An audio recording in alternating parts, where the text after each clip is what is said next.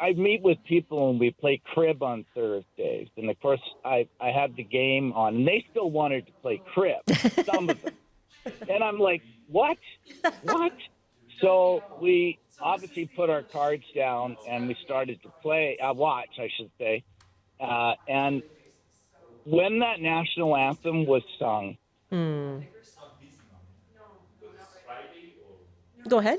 we sang along. We, and all of us are, how can I say this? Our country needed that. And I just can't say enough about it.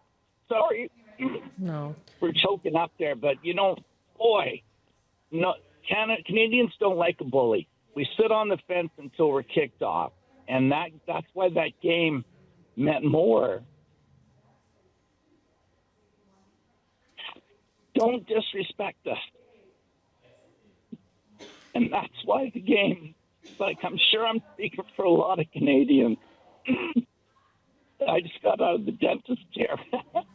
So it was a wonderful game, and with typical humility, and we don't like hubris, we don't like braggarts. I don't want to mention a certain head of the American government.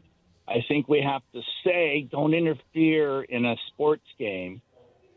But more importantly, I think that the point is I don't want to name that guy anymore. I just want to say the American government, because there's a lot of enablers going on allowing this type of treatment to take place on the world stage.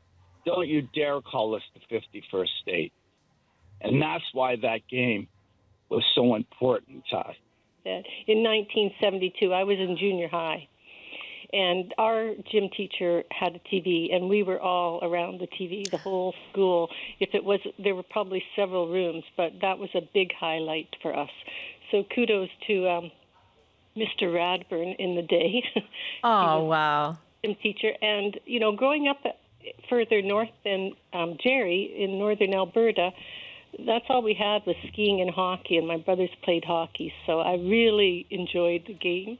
And just over the moon for Canada, for the team, and just Canadians, how proud they are right now and how we're all sticking together. This is what a great country looks like, to be honest, in today's time. So, I'm sure everybody's emotional.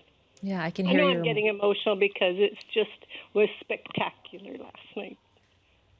This game made it feel like we could celebrate and take back our country, because I don't mean take back our country, take back the flag and national pride and the unity that we all have. And, it was so great to see, because when Canada went down 2-1 in the second period, there was a little bit of tension. Mm-hmm. But what I did, and this is my superstition that I'm going to keep doing, is I have long hair.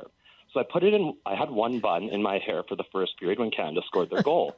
So I'm like, what happens if I put two buns in my hair for the second period? They score a second goal.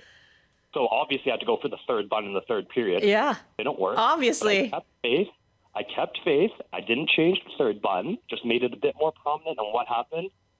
McDavid, Marner, Makar, the perfect combo. Yeah. And I got to tell you, I made a bet with my friends that I was going to do anyway, but I just needed to let them know before. And I was like, if Canada wins in overtime, I will lead this entire bar in O Canada.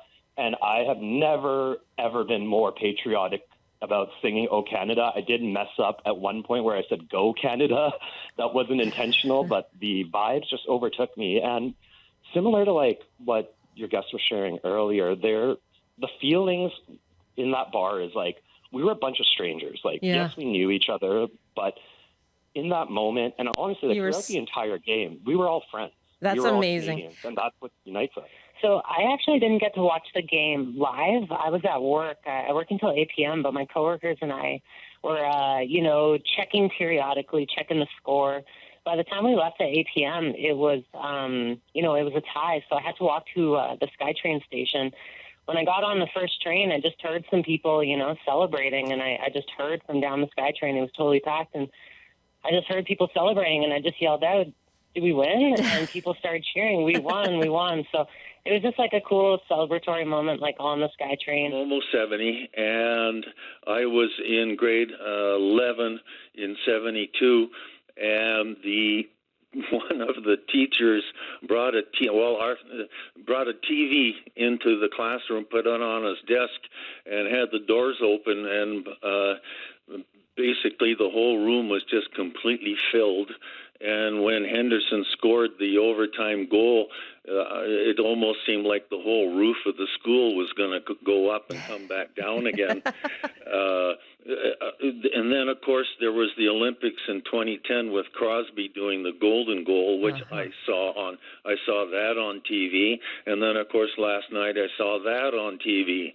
So, but I have to say, and I guess partly is because of how I grew up. What I grew up with, the 72 Summit Series for me is the most emotional, because we were up against the big bad Russians, et cetera, and having them take it to a 7-game. But last night come awful close for me to have me say that one is the most emotional one. But it comes in second for me, and then the 2010 Crosby goal comes in third.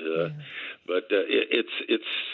Yeah, I mean the feeling of being Canadian when of all three when the winning goal was scored. For me, I go back to the Summit. The picture in my mind is Henderson flying through the goal crease.